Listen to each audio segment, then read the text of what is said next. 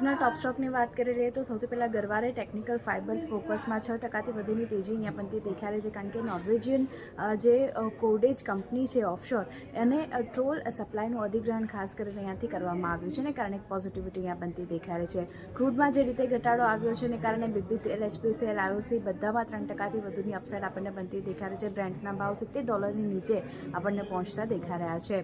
SBI card અહીંયા positivity બતાવી રહ્યું છે, કારણ કે મે મહિનાની જે બિઝનેસ અપડેટ આવતી દેખાઈ રહી છે, જેમાં માર્કેટ શેર સ્પેન્ડ 100% વધ્યું છે અને ક્રેડિટ કાર્ડ સ્પેન્ડિંગ પણ વધ્યું છે. એને કારણે એક પોઝિટિવિટી SBI કાર્ડના કાઉન્ટર પર પણ બનતી દેખાઈ રહી છે.